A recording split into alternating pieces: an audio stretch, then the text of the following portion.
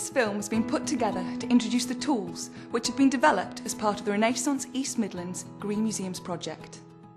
Museums are unique in having responsibilities to the people of the past, present and future to ensure that collections remain in good shape and accessible for years to come. Museums help form our view of the world. They help us understand who we are and the world in which we live.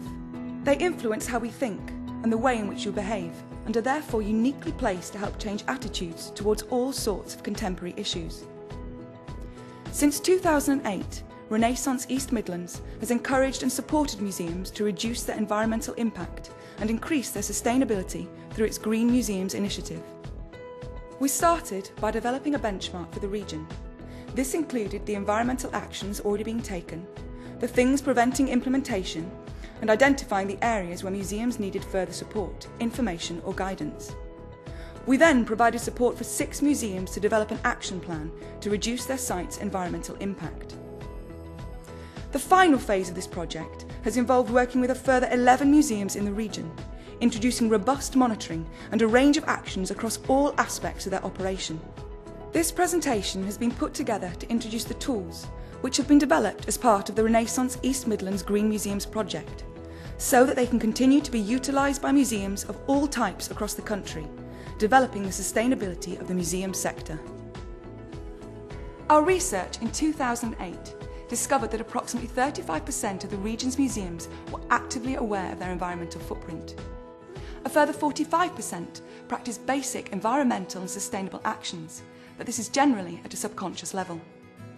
Around 20% of museums at that time could be classed as proactively taking action to improve their environmental impact. We have developed a number of tools to help museums improve their resource efficiency and reduce their environmental impact.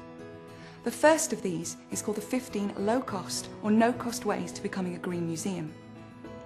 The second tool is what we call the Environmental Performance Spreadsheet, which helps museums monitor their data and establish their baseline. The final resource is what we call the step-by-step guide, which takes you through 5 key steps to enable you to maximise your resource efficiency. The cornerstone of becoming a green museum is understanding what you are doing with your resources right now. Groundwork Derby and Derbyshire have developed an environmental performance spreadsheet for this project to help museums understand how and why they use resources. The EPS is a simple spreadsheet which allows museums to log and record all your information based around your resource use on a monthly basis for over a period of a year at a time. At the very top of the spreadsheet, there is a short environmental impact summary. This environmental impact summary provides information on the overall carbon footprint for the museum, which can then provide the museum with 2 key benchmarks. The first is to help you benchmark your museum against other museums or similar organisations. And the second, and most important of all, is to provide a benchmark for yourself so that year on year you can try to reduce your carbon footprint, which usually correlates with a reduction in the running costs of your museum. I'm here with Gary Holmes, the General Manager of the Galleries of Justice Museum. Gary, what key steps has the Green Museum project taken you through to help you identify how to become a more resource-efficient museum?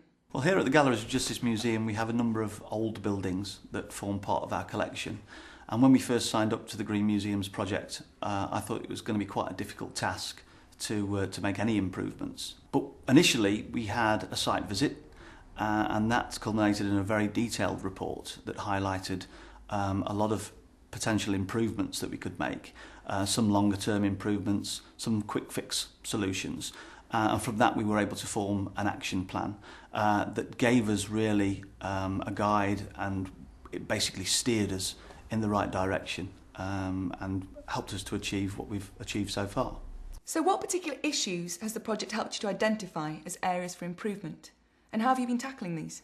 I personally think we've moved very, very quickly with the help of the project.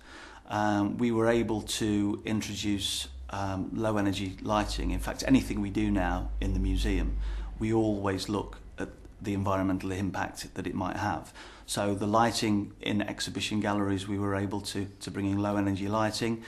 The most fantastic thing for me was we were able to get rid of all our printers. It meant getting rid of all our ink cartridges, and now we have this one centralised printing unit that all officers can tap into. So in effect, we got rid of 8 printers and everything that sort of goes with that, all the energy usage. We were also able to install a water management system, and in the areas where we couldn't put electronic water management systems in place, we were able to put the little sort of expandable crystallised bags that you can put in your cisterns. That again saves you up to a litre of water every time you sort of flush the toilet. And so could you just tell us a little bit more about your recent exhibition that you've put together? Yes, Convict Ship opened a couple of months ago, and we had a problem down there where we used a lot of sort of halogen lighting units, but with the help of the project we were able to look into alternative lighting products, and a good percentage of the lighting that we've replaced in there is now low energy lighting. What steps are you now beginning to take to try and instigate a cultural change within your museum?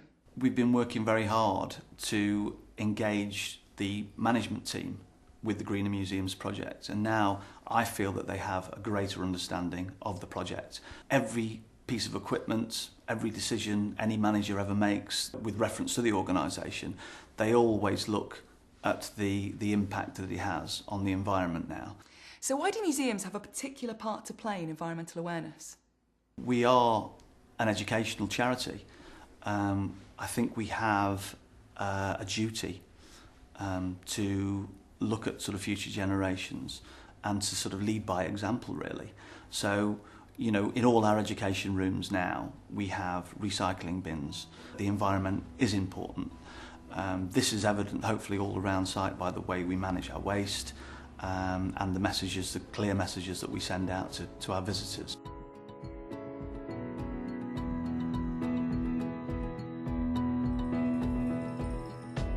We're now at Snibston Discovery Museum with General Manager Peter Organ. So Peter, what key steps has the Green Museum project taken you through to help you identify how to become a more resource-efficient museum? Well, the first step was to actually fill in the application form, which was quite interesting in its own right, because it gave us a good opportunity to have a look at what we were already doing, or what we thought we were already doing, and things that we already knew we had gaps in.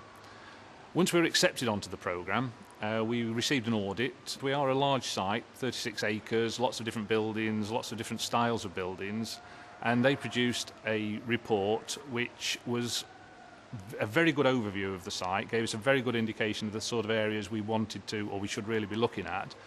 The networking meetings that were held were very interesting. It gave us an opportunity to meet with other like-minded museums, people who'd got similar problems, people who've got different problems. The environmental performance tracking spreadsheet was quite helpful. We'd got most of the information, we were doing it routinely, but we weren't bringing it all together in one place. So what steps have you already taken as a museum to become greener? We reduced the incoming voltage on the site by about from 240 volts down to about 220 volts. This has the impact of reducing the power consumption, not on all equipment, but on certain bits of equipment. So you have to be very careful that you actually target it on the right sort of plant. The project cost us about £28,000, but so far in the nearly year that we've been running it, we've been saving about 7% on our electricity bills, and that would be a payback of about 4 years if that continues. And we're now recycling cans and plastic, but our actual recycling rate on site's gone up from 12% to 18%. Which areas for improvement have been further highlighted as a result of being part of the project? These galleries are heated by a very complicated system of air handling units, heaters, humidifiers and dehumidifiers. And one of the things that came to light was that really we don't understand exactly how to control them as well as we could do.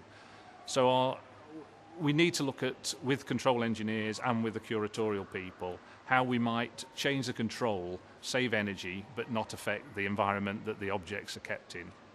Another area we want to continue to work on is the lighting. There's a lot of different sorts of light on site, some very old, most of it never been looked at from an energy point of view, and we about to embark on a detailed study of where we can replace lights with more energy efficient lighting. Realistically, we'll probably only replace when there is an obsolescence or a failure situation, but at least we'll have a programme to work through. Museums should be a learning environment, and we'd At the moment, most of the work we've done has been back of house, so people don't see it. But we do have some more ambitious aspirations to get some renewable energy technology on site. And if we can get down that route, the idea would be to actually make the installation part of the visitor experience. Could you just tell us a little bit more about your composting project? We were approached by a master composter to see if we'd be interested in joining with them in a partnership. They're interested in putting in a training site where they'll be able to bring people onto site and show them all about composting and the benefits and how easy it is. Being part of the Green Museum's programme, clearly that was a great opportunity for us, and we're now working with those people, and hopefully we'll have it up and running by the early next year.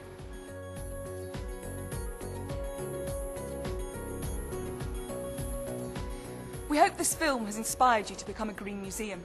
The tools we have developed will help you identify the actions that you can take. And remember that whilst you're developing your resource reduction plan, every small step you take will have positive impacts, both for you economically and by putting you on the map environmentally.